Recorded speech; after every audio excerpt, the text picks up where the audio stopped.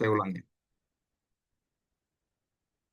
Ya, kita kembali ke Mazmur pasal 8 ya. Jadi dikatakan, namun engkau membuatnya hampir sama seperti Allah, dan juga dikatakan di sana sesuatu yang fana. Jadi kita ini berasal dari fana. Artinya fana itu lain dengan baka ya. Baka itu kan bersifat kekal selama-lamanya. Fana itu berasal dari debu dan tanah. Jadi kita ini berasal dari debu dan tanah. Nah, roh dari Allah itu yang membuat kita jadi manusia bisa berpikir semuanya itu karena ada unsur roh Allah. Nah, nanti kita pelajari ini ya. Nah, kita lihat sekarang ya. Jadi dua hal yang sesuatu yang berasal dari yang maha mulia dan kemudian sesuatu yang fana yang berasal dari debu tanah. Jadi kita ini manusia yang sebenarnya ya bahan dasar kita itu yang awal itu adalah ya langit apa bumi ini, unsur bumi ini, debu dan tanah. Jadi badan kita itu berasal dari debu dan tanah. Ini selalu diingat ya. Jadi kita harus tahu betul-betul kita ini tidak ada apa-apanya. Kita ini debu dan tanah, ya, diciptakan dari debu tanah.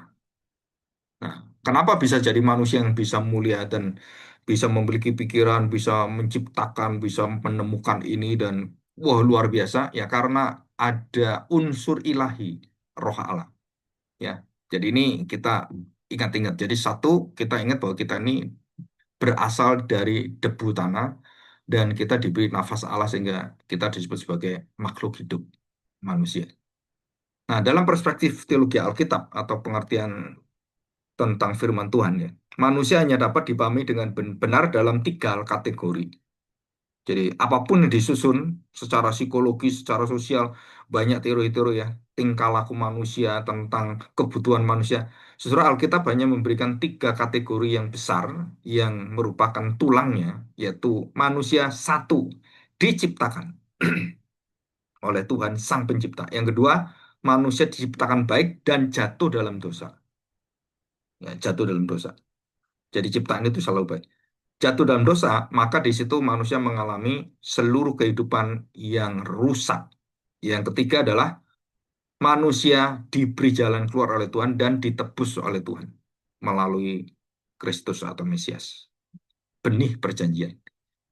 Ya, manusia tidak akan memahami dirinya sendiri tanpa Allah memberitahukan siapakah manusia.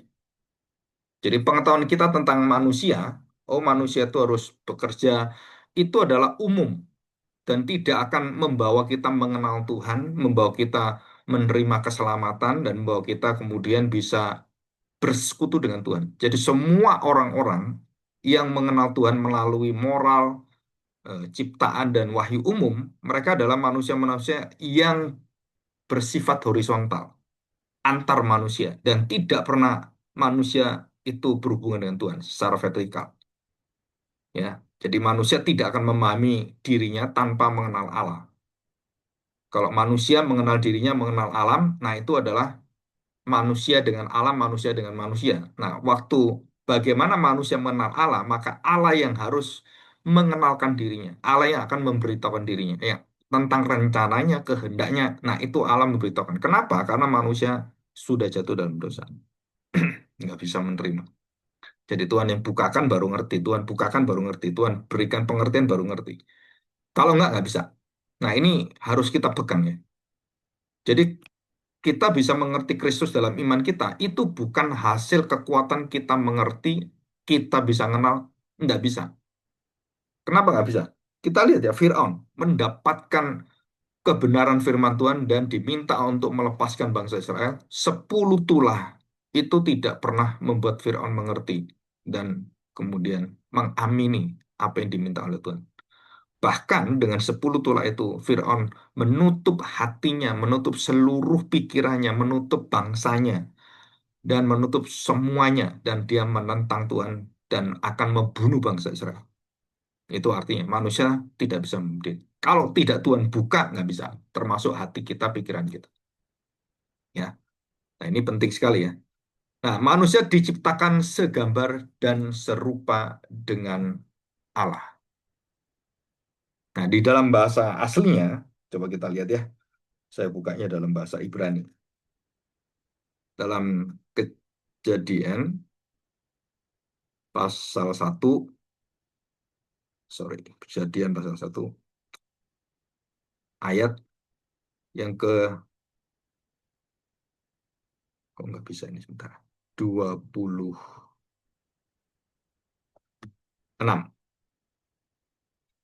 Ya, kejadian pasal 26 dikatakan di sini ya. Allah berkata ya, jadi Elohim wa Yomer Adam Naaseh. Ya. Jadi dikatakan besal menu. Besal menu itu in our image. Ya, besal menu itu kata dasarnya itu selem. Ini ya, saya tuliskan di sini. Selem atau teselem. Kalau kita sulit ngomong ya teselem atau selem. Nah, dikatakan besal menu. Terus apa? Dikatakan kitmutenu.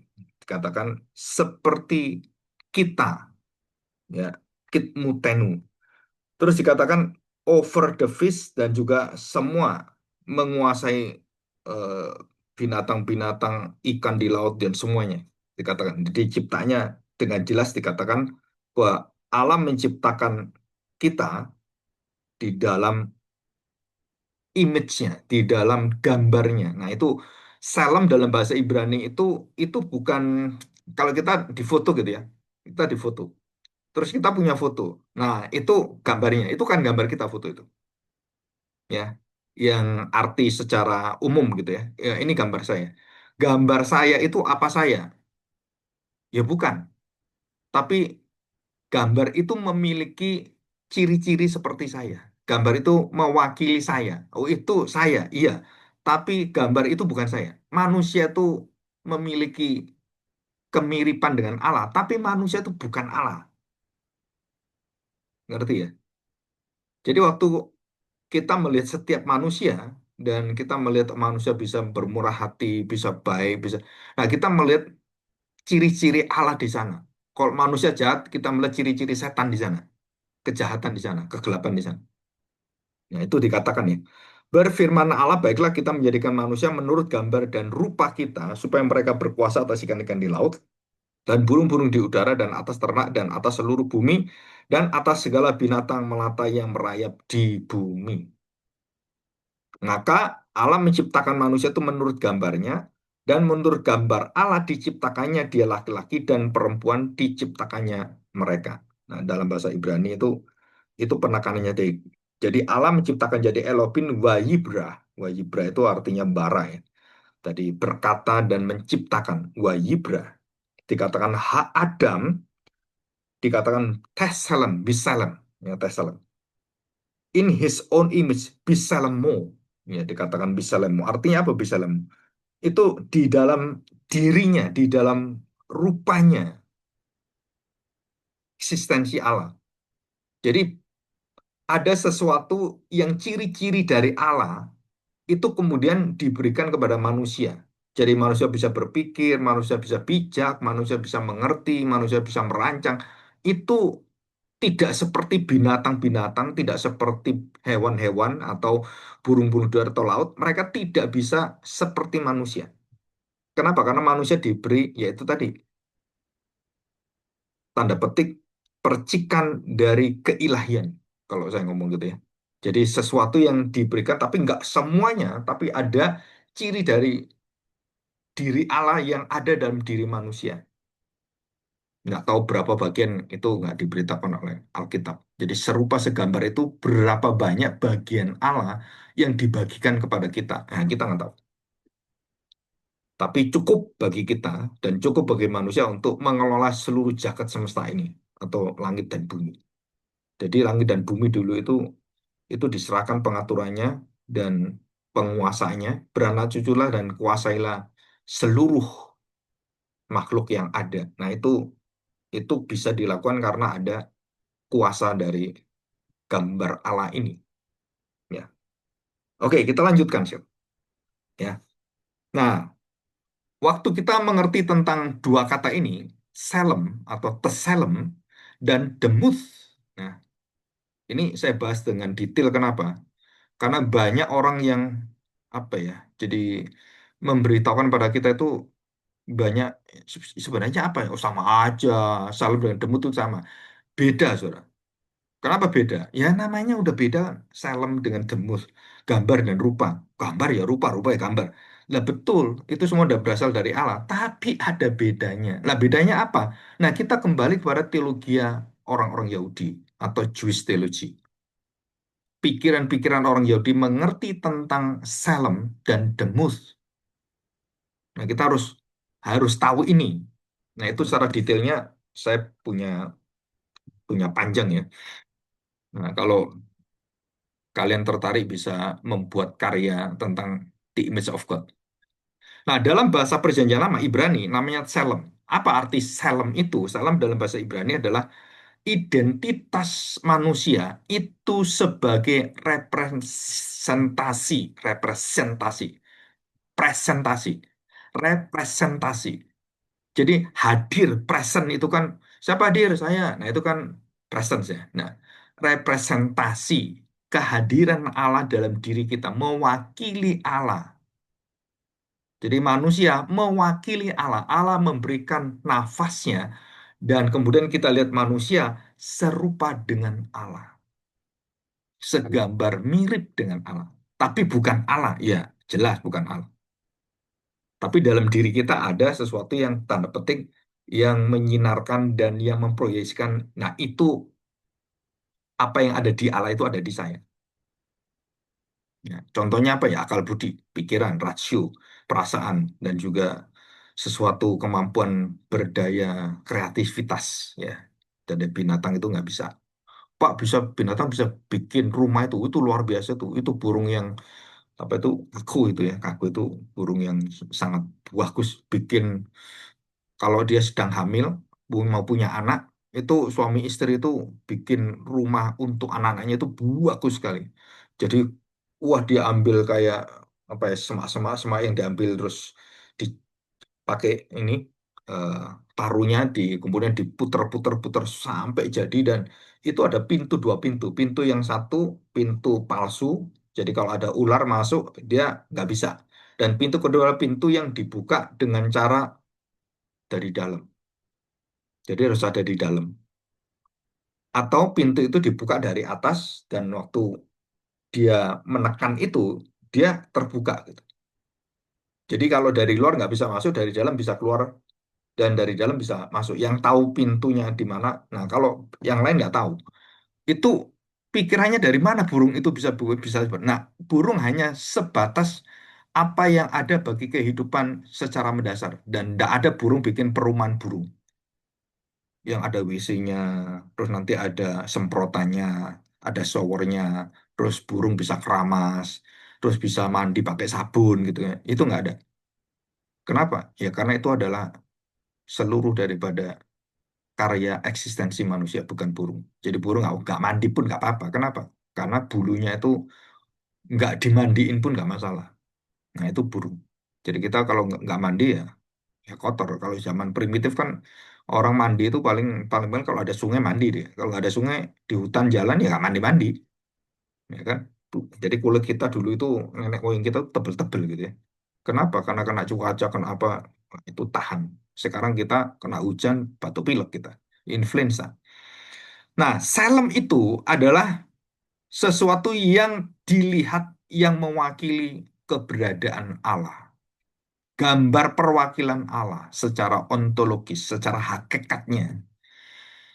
Nah, gambar ini bukan dicari, bukan diusahakan manusia, tetapi itu ditanamkan Tuhan, ditiupkan Tuhan nafasnya, dan kemudian jadilah manusia. Nah, sudah perhatikan. Nah, gambar Allah ini, yang Salem ini, waktu manusia jatuh dalam dosa, nah, Salem ini tidak rusak seperti demus. Nah, Salem ini apa? Keberadaan jati diri manusia. Tetap ada walau sudah jatuh dalam dosa. Ya, terpengaruh iya, tapi bukan rusak, bukan hancur, nggak bisa. Kalau jiwanya hancur, nggak bisa diapa-apain. Nah, nafas Allah yang diberikan kepada manusia itu atau roh Allah itu yang membuat manusia menjadi serupa segambar Allah, segambar ya, sel.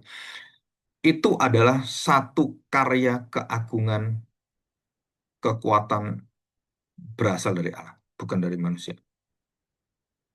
Nah, manusia rusak karena Adam rusak. Maka apa yang terjadi? Hubungan antara perwakilan Allah secara ontologisnya, secara keberadaannya, dengan demutnya, dengan rupa Allah yang dilihat dalam diri manusia. Nah, itu akhirnya nggak bisa sinkron, nggak bisa serasi, bertentangan. Maka terjadilah kemunafikan, tindakan-tindakan kebohongan, terus kemudian tindakan-tindakan yang pemalsuan. Jadi kayaknya ini orang ini baik tingkah lakunya, tapi hidupnya kok sadis gitu kan. Kok banyak kegelapannya. Nah, kita hanya melihat demutnya, tapi statusnya, selemnya, oh ini bajingan ini. Oh ini udah bunuh orang itu membunuh orang terus memperkosa orang terus wah itu serem itu. Dan bukan satu, lebih daripada 100 gitu kan. Itu ada di daerah Kolombia itu ada orang yang sangat sadis, bos kartel narkoba itu bunuh orang ratusan orang dan perkosa gadis-gadis itu juga puluhan orang atau mungkin bisa ratusan juga. Jadi dia udah nggak bisa mikir normal karena ya itu menghisap ganja, narkoba. Jadi hidupnya itu hidup yang brengsek ya. Itu sangat-sangat kejam dia. Ya, oke, kita lihat sekarang dari Salem ke Demuth. Nah, ini ya. Nah, apa artinya Demuth? Demuth itu adalah mencerminkan karakter Allah. Tadi itu status dalam diri Allah ya. Perwakilan Allah, gambar Allah. Dalam arti itu jati diri kita, keberadaan kita. Nah, kalau Demuth itu berkaitan dengan apa? Dengan karakter Allah. Jadi tindakan-tindakan Allah. Nah, sekarang kalau saya kemudian bisa turut, saya akhirnya setia, terus saya menjalani, nah itu karakter Allah yang baik. Tapi kalau saya memberontak, nah ini rusak karakternya. Jadi keserupaan dengan Allah dalam rupa, bukan gambar ya, gambar yang tadi terselem ya. Nah, yang dalam rupa itu adalah berkaitan dengan tindakan-tindakan yang bisa dinilai. Atau kita ngomong tindakan etis gitu kan, yang dikerjakan oleh kita semuanya. Nah, etis spiritual, keserupaan dengan Allah. Ini semua adalah karya dari Tuhan yang masih baik. Jadi waktu manusia diciptakan segambar serupa Allah, rupa Allah itu baik adanya. Secara etis, moral, hati nurani bersih dan tidak ada dosanya. Ya, jadi manusia diciptakan tidak dalam kerusakan tapi dalam kebaikan. Dan waktu jatuh dalam dosa, maka dosa itu yang paling dirusak adalah karakter cermin Allah ini di situ. Nah, kita masih ingat Tuhan Yesus mengatakan satu kalimat kepada orang-orang ahli Taurat dan orang Farisi ya, yang tokoh-tokoh agama.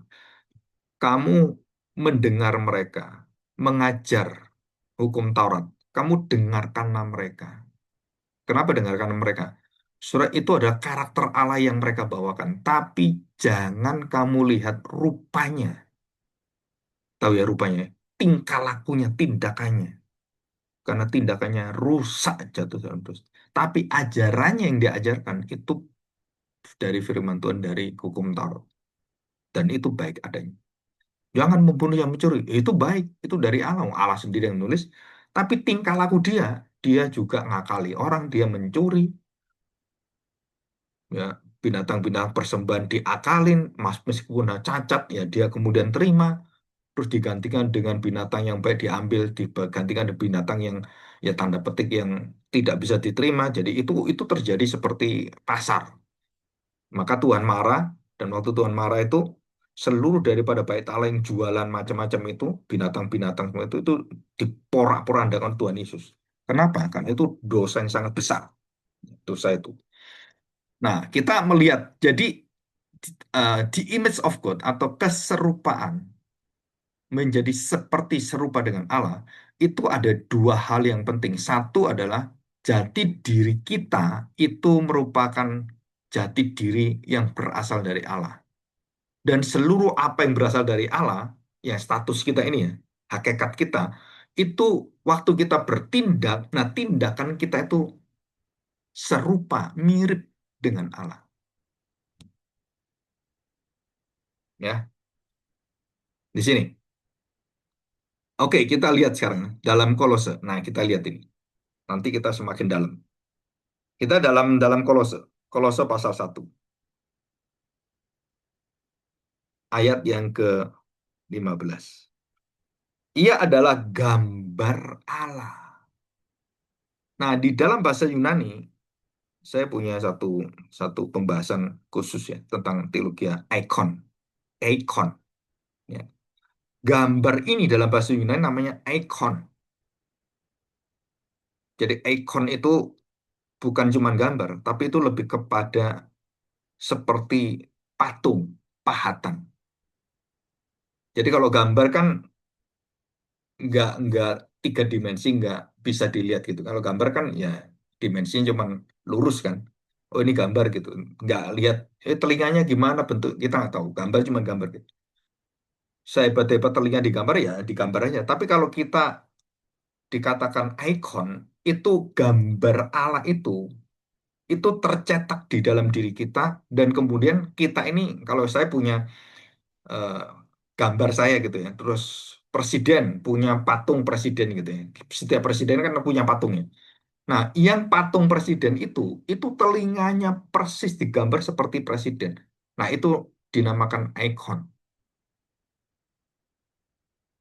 Telinganya Pak seperti ini, ya dia telinganya seperti itu. Ya, ini jati dirinya, hakikatnya. Nah, manusia itu pancaran dari hakikat atau ikon dari Allah di situ. Nah, sedangkan Tuhan Yesus juga merupakan gambar rupa Allah. Apanya gambar rupa Allah? Ini saya tanya ya. Manusia diciptakan segambar rupa Allah, ikon atau tesalem dan demut. Sama-sama ikonnya. Dan waktu ikon diciptakan manusia, gambar rupa Allah ini kan rusak. Dan kemudian Yesus datang. Dan dikatakan dialah gambar rupa Allah. Saya tanya, gambar rupa Kristus itu bisa rusak nggak? Jawabannya nggak bisa. Kenapa nggak bisa?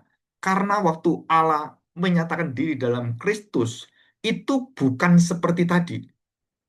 Jadi patung saya punya patung saya ini presiden, saya ini bintang film gitu kan, seorang yang ternama gitu, atau orang yang dulu tuh legenda gitu, seperti Rambo, Stallone gitu kan.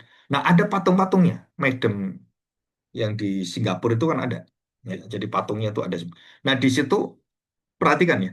Jadi kalau saya dan patung saya mewakili saya, maka patung saya itu mewakili diri saya sendiri, bagian dari representasi dari diri saya. Dan patung yang berasal dari saya ini, semua berasal dari saya, telinganya bentuknya apa gitu, yang persis seperti saya. Patung ini kemudian bisa jatuh dalam dosa, bisa rusak. Ya, saya kan manusia, berasal dari Allah. Dan kemudian saya diberi ujian dan saya jatuh dalam dosa. Nah, ikon manusia bisa bertindak taat dan tidak taat atau melawan. Di situ kan. Sedangkan Kristus adalah gambar wujud Allah. Katanya, bisa jatuh dalam dosa nggak? Jawabannya, tidak. Kenapa Tuhan menciptakan ini ya, menciptakan gambar rupa dia, manusia ini, dan dia inginkan rupa manusia ini supaya menjadi rupa manusia yang sempurna nanti kan. Diuji harusnya memilih yang baik gitu. Nah, rupa ikon Allah ini yang di dalam diri manusia ini rusak jatuh dalam dosa. Dan kemudian Yesuslah yang datang menjadi ikon Allah yang kedua, yang menggantikan Adam. Ini Adam pertama kan, Yesus kan Adam kedua.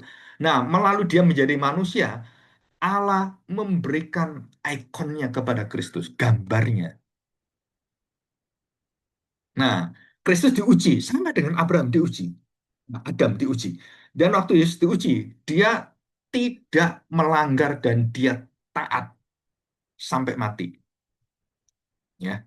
Jadi gambar di sini jatuh dalam dosa, ikonnya rusak. Yang di sini ikonnya itu berhasil. Jadi gambar yang rusak ini seluruh manusia, termasuk kita semua, manusia itu jatuh dalam dosa, rusak semuanya. Dan Kristus yang membangun dan yang memberikan hidupnya serupa dengan Allah dari langkahnya, dia berkata, karakternya, pembicaraannya, kemurahannya, pengampunannya, kuasanya, kerendahan hatinya, semua itu sempurna, ya kan sempurna.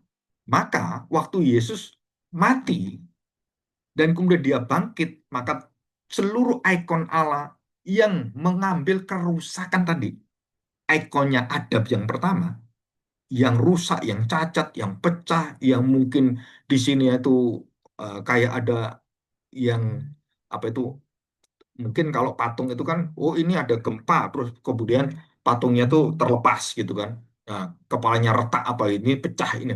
Nah, waktu di dalam Kristus itu seluruh kerusakan, keretakan, pecah dan yang cacat itu diperbaiki dan digambar ulang. Jadi ngerti ini ya. Jadi dia matikan seluruh kecacatan kita. Dia tebus seluruh daripada keretakan kita dan dosa-dosa kita yang memberontak itu. Nah, dia tampung dan dia dicambuk, dia dipukuli. Itu kan tubuhnya itu hancur. Kepalanya penuh dengan luka. Sampai kakinya dipaku. Jadi dari ujung kepala sampai ujung kaki itu luka semua seluruh tubuh. Jadi gambar Kristus yang ikon dalam daging itu buruk sekali. Dicambuk berapa itu tubuhnya itu 400 lebih pukulan itu. Jadi luka-luka yang aku itu ya di punggung itu nggak tahu kita luka satu aja kita udah lihat ih jelek gitu kan. Nah Tuhan Yesus punggungnya itu sampai samping-sampingnya dicambuk itu kan bukan hanya punggung bisa kena sini kan ke sini ke sini. Itu semuanya pecah-pecah dan tersobek terbelah itu. Jadi apa ya kita ngomongnya itu satu gambar yang jelas minta ampun. Itulah dosa. Saudara. Nah, dalam gambar rupa dosa itu, ikon yang rusak itu dari Adam itu, dan Tuhan katakan kamu akan mati, kamu akan mengerjakan seluruh dengan keringatmu, kamu akan selama hidupmu kamu akan nggak pernah bisa hidup di dalam seperti Fidos. Jadi kita ini hidup sekarang ini kan kita harus kerja, kita harus banting tulang, setengah mati, kesulitan. Ini manusia. Kenapa? Karena jatuh dalam dosa. Seluruh semesta alam juga sama. Alam semesta dengan semua sistem cuaca itu manusia itu kan yang merusak semua. Nah, waktu kerusakan itu ditampung oleh Tuhan Yesus dan dicambuk, ditusuk, terus dicemooh, dicaci maki, diludai, ditendang, dipukul, digebukin gitu kan. Dia terima semuanya dan sampai tubuhnya itu nggak ada satu orang yang bisa melihat. Mengapa? Menjijikkan dan mengerikan. Nah, ikon Allah yang tidak pernah berdosa ini, itu dijadikan berdosa, dipukuli oleh kita, itu menerima dosa kita. Sampai dia diangkat di kayu salib dan seluruh tubuhnya itu, kalau saya ngomong, manusia nggak ada yang seperti itu. Jadi terlukanya, terus keringnya, darahnya, terus wah, bayangin itu. Itu seharian dia dipingpong ke sana kemari. Di pengadilan agama, pengadilan ini, jalan lagi sana, jalan pikul salib, jalan sampai ke Bukit Golgota. Diiring-iring orang, diliatin orang, dipermalukan, disoraki. Waduh, saudara. Dan diolok-olok. Ini loh Mesias, Mesias gitu kan. Oleh orang Farisi ahli Taurat. Sepanjang jalan dihina, diolok, diejek. Dan dia terima itu. Dan itu adalah ikon yang rusak, yang pecah, yang hancur. Yang dari Adam. Dan itu ikon kita. Ditanggung oleh Kristus. Nah, ikon itu diterima oleh dia dengan seluruh penderitaan dan kesakitan tubuhnya yang hancur. Seperti itu tubuh yang dipecahkan itu. Nah, dari sana dia kemudian tidak melakukan satu kesalahan. Dia tidak mungkin dan tidak pernah tidak taat. Dan dia serahkan itu. Ya Bapa, dia serahkan nyawa. Nah, kita lihat ini ya. Jadi ikon pertama Allah menciptakan manusia bagus sekali. Sangat baik, sangat indah. Terus manusia jatuh dalam dosa karena ada pengaruh dari iblis kan. Yang diizinkan Tuhan itu. Manusia jatuh dalam dosa. Nah, waktu manusia jatuh dalam dosa, manusia saling membunuh. Anaknya Adam dan Hawa, Kain dan Habel. Habel membunuh Kain. Sampai Kain membunuh Habel. Dan kemudian turun. Dan anak cucu dari manusia ini saling membunuh, saling menguasai. Wah, itu udah rusak. Dan kemudian melawan Tuhan mendirikan Menara Babel. Dan setelah mendirikan Menara Babel, zamannya Nabi Nuh itu, ya, ya setelah Nuh itu. Nah, kita lihat manusia melawan Tuhan dan di bumi ratakan oleh Tuhan dengan air. Jadi kita lihat ini, rusaknya manusia. Tapi siapa yang menolong manusia? Yaitu Yesus. Siapa yang menanggung manusia dosanya seperti ini? Nah, dikatakan keturunan perempuan ini yang akan menanggung semuanya. Dan dia akan menyelamatkan manusia. Dia juru selamat manusia. Bagaimana menyelamatkan kita? Ia mengangkut seluruh daripada kebobrokan, kejijikan, terus kenajisan, dan juga kejahatan kita, kegelapan kita diambil oleh dia semua. Coba kita bayangkan ya, tubuh Kristus yang hancur seperti itu dan penuh dengan luka, dengan darah yang seperti itu. Saudara, kemudian kita melihat yang dari terang itu, dari siang sampai dari jam 9 sampai jam 12 siang itu kita lihat tubuhnya itu. Kan itu penuh luka kan, darahnya ngalir gitu kan. Terus begitu dia jam 12 siang, itu terjadi kegelapan. Pss, itu tambah serem ya. Kenapa? Saudara, kalau tubuh orang-orang luka itu kemudian digelapin, lebih mengerikan. Lebih kita tuh merinding-merinding. Kenapa? Uh, kalau kita lihat setan jadi kita takut ya. Nah, kalau kita lihat Tuhan Yesus mungkin kita nggak akan tahan gitu. Sampai mamanya pun tidak melihat kepada salib Maria itu. Nggak tahan ya. Apalagi mamanya. Kita aja lihat tikus mati di tengah jalan aja. Ih, kan gitu kan. Nah, kita lihat manusia yang sangat kudus ini menanggung penderitaan dosa-dosa dan ikon yang sudah rusak ini dari baik rusak karena dosa. Nah, kerusakan ikon ini itu ditimpakan pada Tuhan Yesus. Dihancurkan semua tubuhnya semua dari mulai secara fisik, mental, secara rohani digempur habis-habisan dan dia terima semuanya. Kerusakan gambar rupa Allah yang rusak. Siapa yang menerima?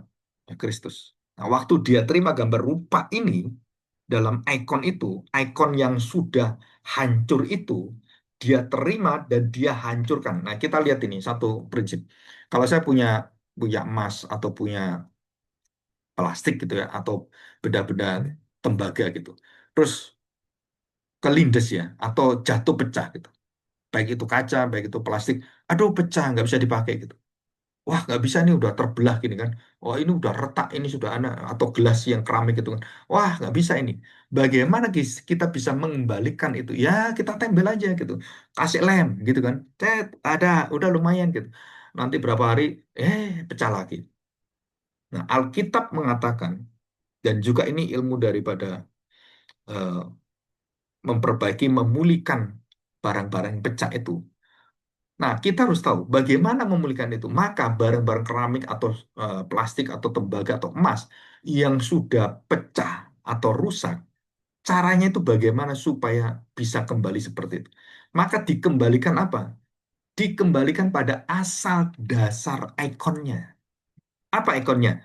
Emas itu dibakar 1000 derajat. Dan kalau mau bagus itu 2000 derajat. Supaya seluruh kotoran yang bukan emas itu keluar. dan tinggal emas yang murni seperti kuning yang berkilauan itu. 24 karat.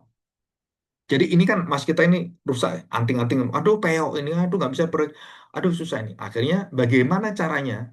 Maka dihancurkanlah dulu lah, dipanasi sampai seluruh bentuknya itu nggak ada. Maka dibentuk ulang dengan hakikat yang baru, ikon dasarnya itu. Jadi bagaimana saya bisa membangun kerusakan ikon gambar rupa Allah di dalam Adam yang rusak ini, maka Kristuslah yang membakar itu semua, kerusakan di dalam tubuhnya, dosa-dosa itu digodok dengan dia, dibakar dengan dia, dengan apa? Dengan kekudusannya, dengan ketidakbersalahannya, dengan ketidakbercacatannya. Maka waktu masuk dalam seluruh hidupnya, karena dia tidak bersalah, maka arti tidak bersalah itu dia menampung. Karena dia tidak bersalah, maka yang seluruh dosa-dosa ini kemudian dimasukkan dan dibakar dan kemudian dicetak ulang. Keluarlah gambar rupa Allah yang sempurna. Siapa itu? Ya Yesus, kalau pasal 15. Ia adalah gambar Allah yang tidak kelihatan, yang sulung, yang lebih utama dari segala yang diciptakan. Karena di dalam dialah telah diciptakan segala sesuatu yang ada di surga, yang ada di bumi, yang kelihatan, yang tidak kelihatan, baik singgasana maupun kerajaan, baik pemerintah maupun penguasa, segala sesuatu diciptakan oleh dia dan untuk dia. Oke ya, ini masih setengah ini tentang ikon ini. Jadi ikon yang diciptakan pertama Allah kepada Adam dan Hawa, gambar rupa Allah, itu bagus, sangat baik, dan belum ada dosa. Itu suci, kudus, benar, dan betul-betul itu sangat bercahaya. Terus manusia jatuh dalam dosa, maka hancurlah. Di situ ada pembunuhan, di situ ada iri hati, di situ ada peperangan, di situ ada saling membunuh, saling apakah orang itu saling gigit menggigit, terus saling membunuh dan saling bersaing. Itu rusak semuanya. Nah, kerusakan ini akhirnya diterima oleh Kristus untuk menjalani semua kehendak Bapa. Jadi ikon yang rusak itu dimasukkan di dalam ikon yang baru ini, yaitu tubuh Kristus yang diuji, dia taat, dia tidak ada dosanya. Kan ini karena dosanya kan, maka dosa yang hancur ini, racun ini kemudian dimasukkan kepada Kristus. Betul kan? Dan racun yang dikalahkan oleh Kristus itu akhirnya menjadi apa? Vaksin, virus. Ya, kalau kita lambangkan ini kan dosa ini virus.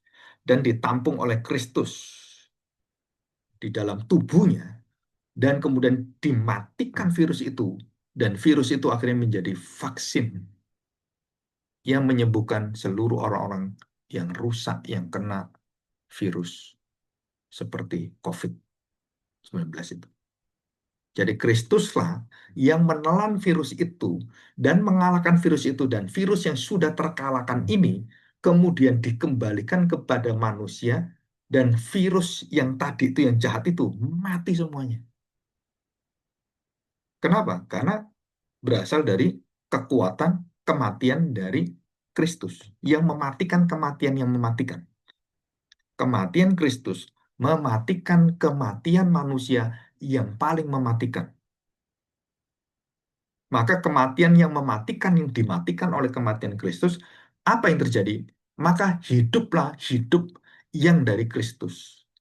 Jadi saya dulu mati dalam dosa, saya kemudian dimatikan dosa saya oleh kematian Kristus, dan kematian Kristus mematikan dosa saya. Terus gimana setelah dosa saya? Maka kebenaran itu hidup kembali.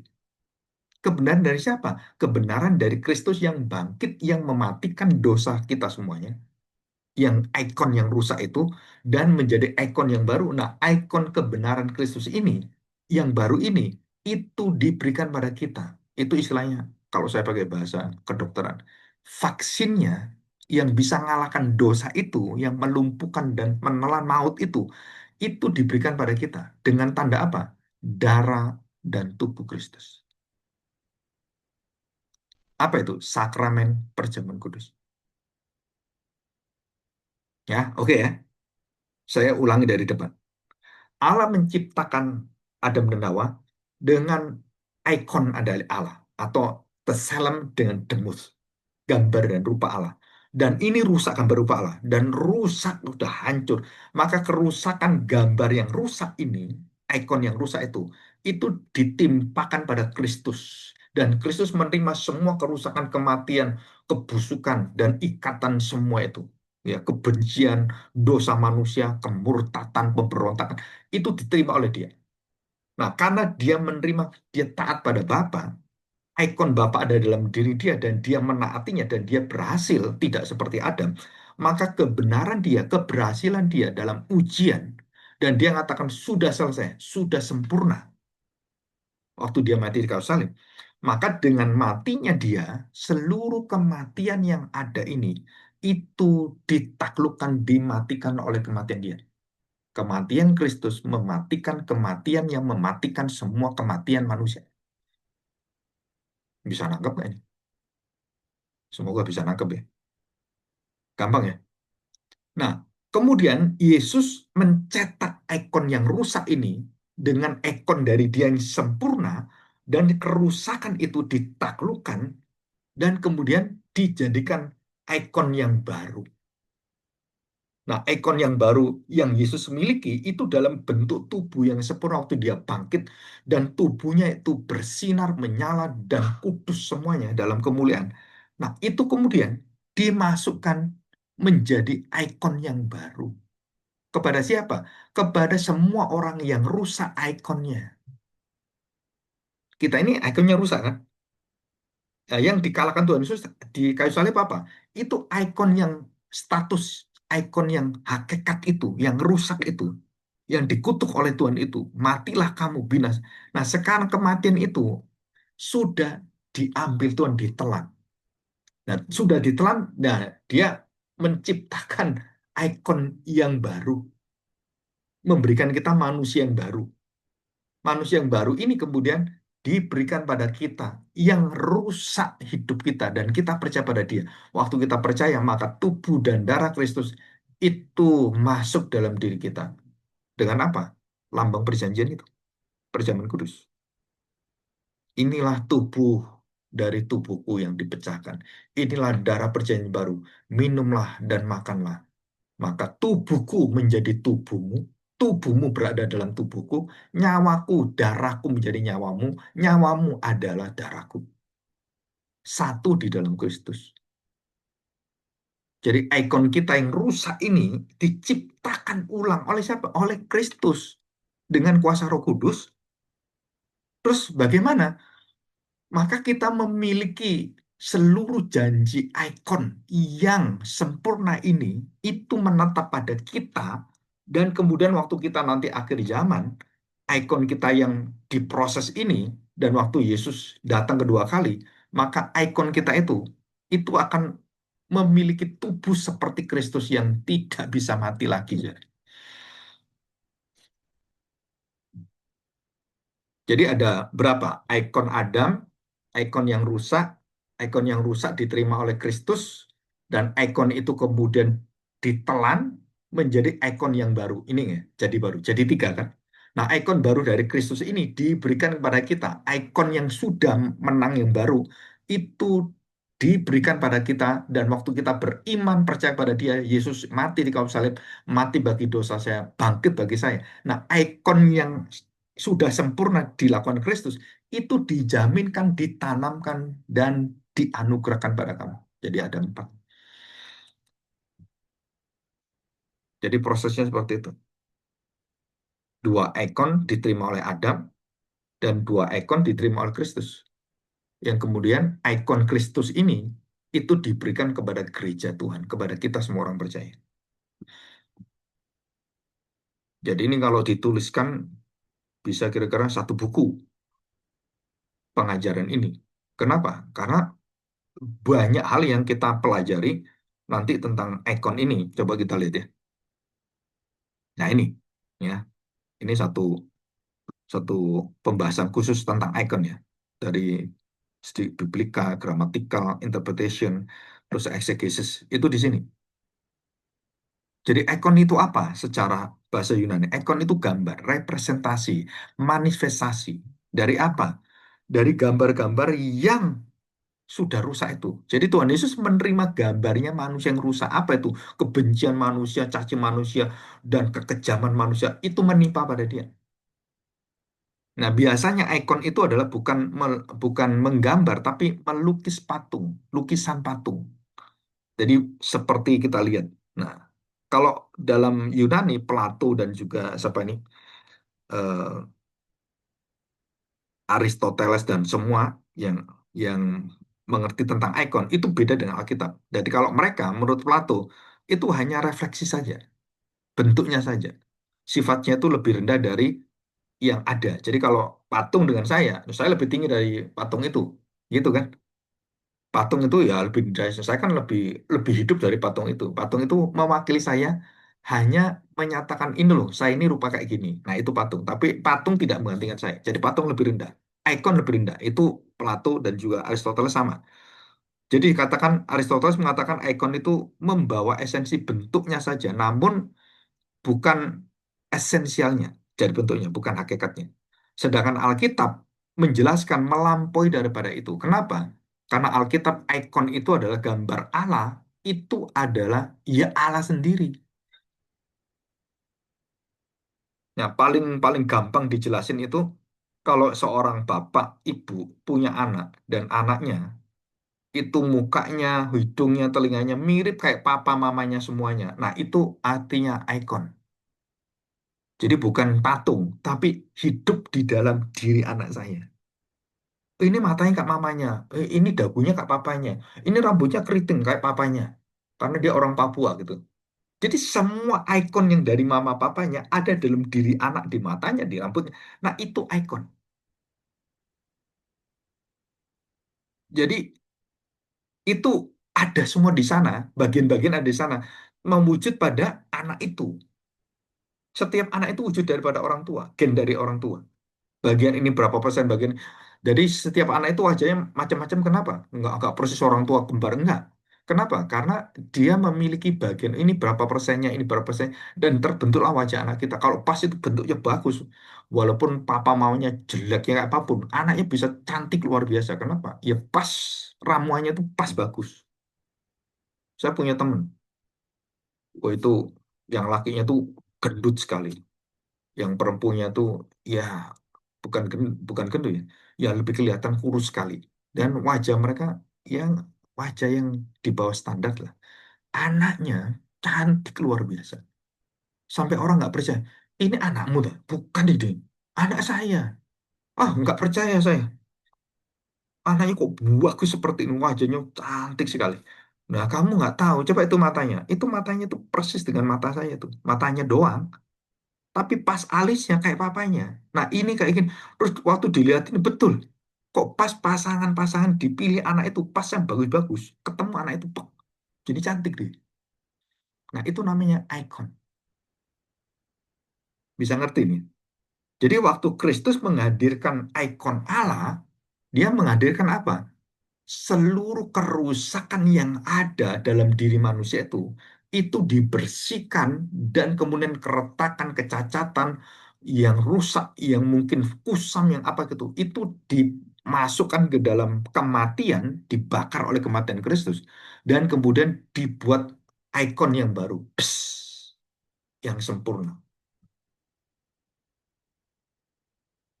Siapa yang bisa lakukan? Ya Tuhan Yesus. Bagaimana dia mencetaknya? Dengan kekudusan dan dia hidup tidak bersalah. Nah, ketidakbersalahan dia berjalan di dalam kehendak Allah itu yang akan mencetak seluruh kerusakan ini waktu ditimpakan oleh Tuhan kepada dia dan dia menerima semua kerusakan itu ditelan dijadikan ikon yang baru. Kenapa? Karena dia sempurna. Maka dia bukan hanya menyinarkan ikon yang rusaknya manusia dan diperbarui, tapi dia mewakili Allah yang sempurna dalam seluruh ikon dalam esensial dia sebagai ilahi. Itu ikonnya itu ilahi dan tubuhnya ikonnya itu sempurna. Nah, tubuh yang sempurna ini yang sudah mengalahkan dosa itu dikasihkan pada manusia, diinfuskan pada manusia, ditanam pada manusia, dihadiahkan pada manusia.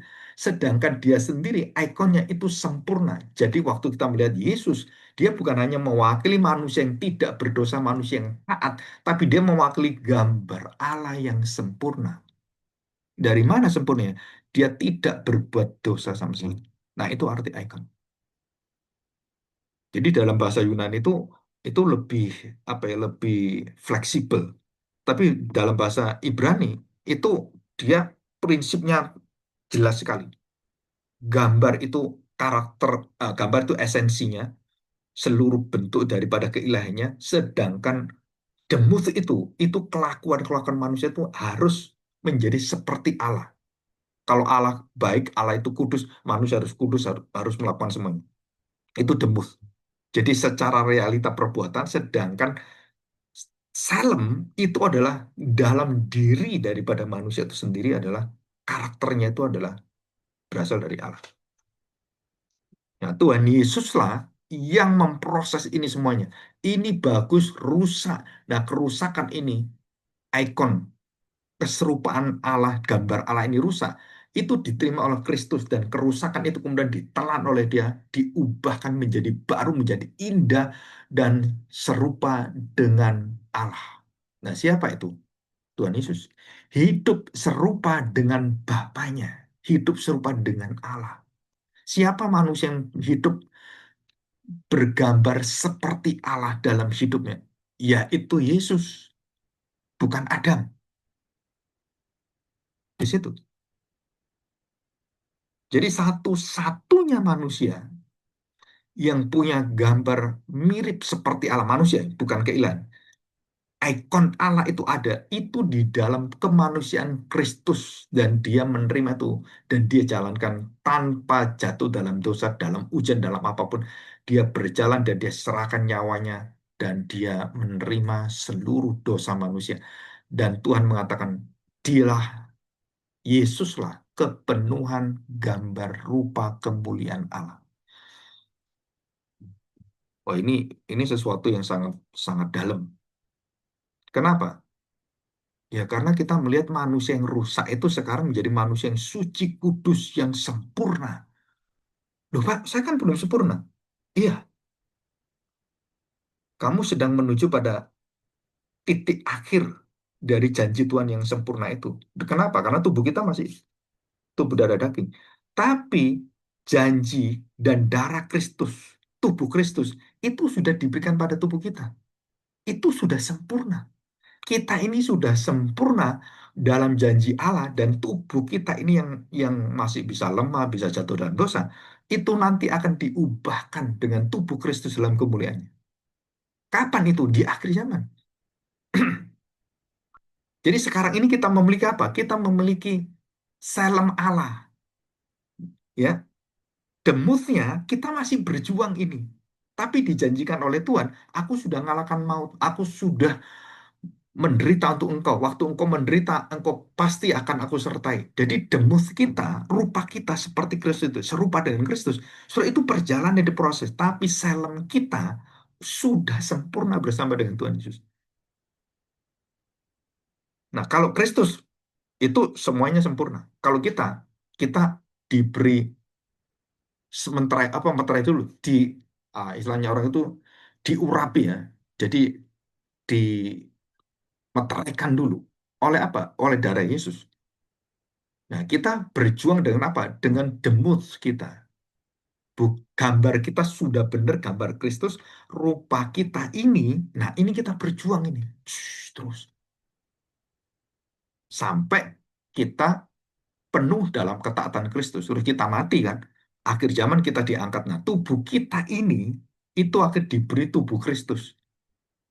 Mendapatkan tubuh Kristus, kemudian masuk di dalam seluruh tubuh kita yang mati, yang hancur, yang debu dan tanah itu cetak ulang oleh kuasa Roh Kudus dengan apa? Ya dengan tubuh Kristus yang kemuliaan itu. Psst. Nyawa kita yang bersama dengan Kristus, roh kita bersama Kristus kalau mati. Tubuh kita yang ada di tanah yang jadi debu dan tanah itu dimunculkan kembali, dan roh kita itu kembali pada tubuh kita. Psst. Dan jadilah kita yang baru, yang sempurna, seperti Kristus yang sempurna. Ya, jadi kita kita bersyukur. Kenapa Pak kita masih jatuh dalam dosa kalau kita sudah menerima meterai dari Tuhan Yesus? Nah, kamu harus tahu, kamu sudah mendapatkan gambar rupa Allah di dalam Kristus yang sempurna, rupa dalam jalan hidup kita. Nah, kita diminta belajar menyangkali diri, menderita bagi Kristus. Kamu akan dicaci maki, kamu akan menderita. Dan ingatlah, aku sudah menerima dan aku sudah mengalahkan penderitaan itu. Aku sudah dicaci maki, aku sudah mati bagi kamu. Jadi jangan takut mati, jangan takut dicaci maki. Kenapa? Karena itulah demusmu, serupa Kristus. Serupa dalam penderitaannya, serupa di dalam seluruh doanya, serupa dengan seluruh daripada kasihnya kepada kita, kemurahannya. Nah, kita mengalami demus, mengalami keserupaan, kemiripan, menjadi serupa dengan Kristus. Jadi bukan segambar lagi, tapi gambar sudah kita dikasih kan dengan meterai dari darah dan tubuh Kristus itu. Nah, serupa itu apa? Nah, kita berjalan sehari-hari dari hari ke hari dengan kehendak Kristus, pikiran Kristus, perasaan Kristus, keinginan Kristus, kesenangan Kristus, hati yang berkenan kepada Kristus. Nah, itu kita menjadi serupa dengan Kristus. Bapak, Kristusnya gimana? Sudah sempurna dia. Sudah selesai. Jadi tubuh Kristus itu tubuh kemuliaan sudah sempurna. Dan keilahiannya juga itu menyatakan kemuliaannya. Dan dia menjadi pribadi yang manusia ilahi yang bercahaya. Dan itu nanti kita miliki semua. Ini satu kekuatan yang luar biasa. Ya, oke kita lihat ini. Ya, dalam pikiran orang-orang Yahudi, mungkin kita sedikit belajar aja. Sudah perhatikan. eh, Gambar dan rupa Allah, Salem dan Demuth ini dalam pikiran orang Yahudi, sesudah itu tidak akan bisa dipikirkan dan membuka kebenaran yang seperti saya katakan tadi. Ikon, gambar rupa Allah yang pertama Adam jatuh dalam dosa, kemudian rupa yang sudah rusak, yang buruk, yang bobrok, yang hancur, yang pecah-pecah itu diterima oleh Kristus dan kemudian dicetak ulang oleh Kristus dan kemudian ikon yang baru, yang sempurna itu kemudian muncul di sana. Waktu dia mati, dia kemudian menderita, dan selama 3 hari dia mati, dan dia bangkit. Nah, itu ikonnya diberikan ikon yang sempurna baru. Nah, ikon yang baru itu diberikan pada kita. Nah, orang Yahudi, dia tidak menembus tentang iman ini. Ya, jadi mereka cuma melihat bahwa, oh, itu Mesias akan datang gitu. Tapi mereka tidak memiliki Mesias seperti kita. Gambar rupa Mesias itu, gambar yang statusnya tuh itu sudah menatap waktu kita percaya. Nah, orang Yahudi belum memiliki. Kalau mereka belum memiliki gambar Kristus adalah gambar Allah ini, mereka tidak akan diselamatkan. Mau punya hukum Taurat, punya Abraham, punya sunat, nggak bisa. Dan mereka harus punya Kristus, darah dan tubuh Kristus. Harus percaya kematian dan kebangkitan Kristus. Nah, itu yang dimeteraikan. Jadi dikatakan di sini, ia adalah gambar Allah yang tidak kelihatan, yang sulung. Jadi yang sulung itu apa? Ya yang pertama-tama. Dan tidak ada manusia yang memiliki gambar rupa ikon yang sempurna, yaitu Yesus. Dan tidak ada orang lain. Dia yang sulung. Dia kebangkitan sulung, gambar yang sulung, anak yang sulung gitu kan. Tidak ada anak yang lain, satu-satunya. Dan dia seluruh daripada jalan semuanya. Nggak ada jalan keselamatan. Dan dialah jalan yang sulung. Tidak ada duanya. Akulah jalan kebenaran dan kehidupan. Tidak ada seorang pun yang bisa datang kepada Bapa kalau tidak melalui aku. Apa itu jalan? Kematian dan kebangkitannya dan kuasa kemenangannya. Nah, itu jalannya.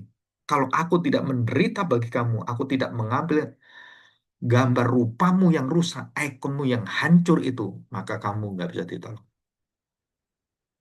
Dan semua orang Farisi, orang Taurat, orang Israel sampai hari ini yang tidak percaya pada Kristus, mereka akan masuk dalam hukuman kekal.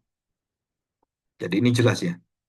Nah, Kolose pasal 1:15 itu sama dengan 2 Korintus pasal 4 ayat 4. Nah, ini gampang ternyata. Ya, perhatikan. Saya bacakan ayat ketiga. Jika Injil yang kami beritakan masih tertutup juga. Nah, saudara perhatikan. Ya, orang Israel tetap nggak mau dan bangsa-bangsa nggak mau ini. Maka ia tertutup untuk mereka yang akan binasa. Ya, kamu akan menerima ikon yang hancur, yang dihantam oleh Tuhan, yang dihukum oleh Tuhan, yang diterima Kristus itu neraka, saudara. Itu kematian kekal itu.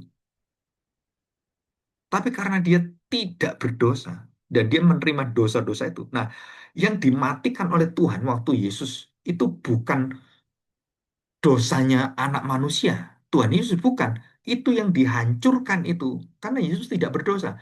Dosa-dosa kita, saudara, dilebur, luncur. Nah, siapa yang percaya pada Kristus, seluruh dosanya itu dihancurkan Tuhan. Dibuang oleh Tuhan. Nah, yang tidak terima, ya kamu tunggu nanti. Tuhan murka. Surah ini taruhan mati hidup di masa mendatang. Ya, saya bacakan. Jika Injil yang kami beritakan masih tertutup juga, maka ia tertutup juga untuk mereka yang akan binasa, yaitu orang-orang yang tidak percaya, yang pikirannya telah dibutakan oleh ilah zaman ini, sehingga mereka tidak melihat cahaya Injil kemuliaan apa? Kristus yang adalah gambaran Allah. Saudara perhatikan ya, nanti kita begini. Waktu saya, Pak, saya ini jadi Kristen kok nggak merasa apa-apa ya. Waktu lihat salib Tuhan Yesus, kok saya dulu sedih, sekarang kok nggak ada apa-apanya ya, Pak ya. Nah, saudara, berarti gambar rupa Kristus itu di dalam dirimu, itu adalah gambar rupa yang palsu, yang kamu cuman halusinasi, atau kamu cuman angan-angan, atau itu cuman sesuatu yang tidak pernah kamu terima. Jadi kalau kita diberitahukan tentang kematian Kristus, karena itu yang tertinggi, maka pada waktu kita mendengarkan itu, kita langsung hati kita itu langsung kena stroke dari kekuatan surgawi. Aduh, itu waktu orang menceritakan kematian Kristus, setelah kita semua hormat, tunduk, dan kita bersyukur. Terima kasih Tuhan. Harusnya ya. Tapi banyak orang yang saya dengar, bahkan ini pendeta, yang mimpin perjamuan kudus, yang mengatakan, saya itu mimpin perjamuan kudus, Pak Agung. Saya nggak merasakan satu hikmat sama sekali. Dulu saya mimpin perjamuan ini sampai nangis-nangis saya. Sekarang yang mimpin perjamuan, ya, ya kayak ritual aja katanya. Dan saya beritahu, apalagi Bapak seorang pendeta senior, dan waktu mimpin perjamuan tidak merasakan satu karya yang agung, yang betul-betul luar biasa, karena itu hidup, mati, dan maut. Saya beritahu, Bapak harus berdoa. Betulkah panggilan Bapak itu sebagai pendeta? Kenapa? Karena kalau itu panggilan, itu nggak mungkin hilang. Bisa terhapus sementara oleh dosa, bisa, oleh apapun bisa. Tapi Bapak kalau terus seperti ini bertahun-tahun, berarti Bapak itu harus memeriksa diri. Kenapa? Ini contoh, contoh. Ada satu foto, ya, satu foto. Ini seorang anak yang papanya udah meninggal. Udah berapa ya? Hampir 5 sampai 5-6 tahun, mungkin 7 tahun lebih. Terus saya buka foto papanya, saya buka foto. Dan kemudian waktu saya buka, saudara, anak itu, saya nggak tahu kalau dia itu sakit, diangkat oleh papanya, dan pas mamanya datang itu dia foto anak itu, anaknya waktu sakit, jadi kan sakit kayak tipes atau apa ya. Dan anak itu diangkat, dan papanya itu apa ya, seperti kayak anaknya itu nyawanya gitu. Nah, dia bawa anaknya ke dokter semuanya, dan mamanya pernah cerita, ini papamu waktu itu ya, waduh, papamu itu betul-betul, itu waktu kamu sakit mau mati itu ya, papamu gendong kamu cari dokter kemana, itu hujan, dia tetap, dia terus sampai akhirnya kamu bisa selamat. Nah, waktu foto itu ya, saya pegang, dan anak itu juga udah dewasa ya.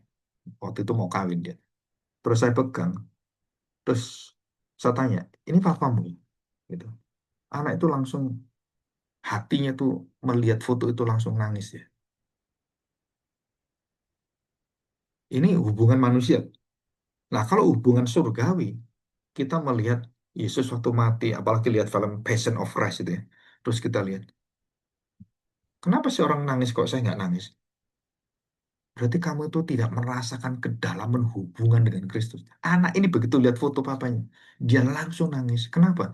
Ingat kebaikan papanya. Sampai seperti itu. Dan waktu papanya mati pun, dia menyatakan kasihnya kepada anaknya. Semua anaknya dikasih semuanya. Apa yang diwariskan, papanya berikan semua pada anaknya. Jadi begitu baiknya. Dari waktu dia lihat foto itu,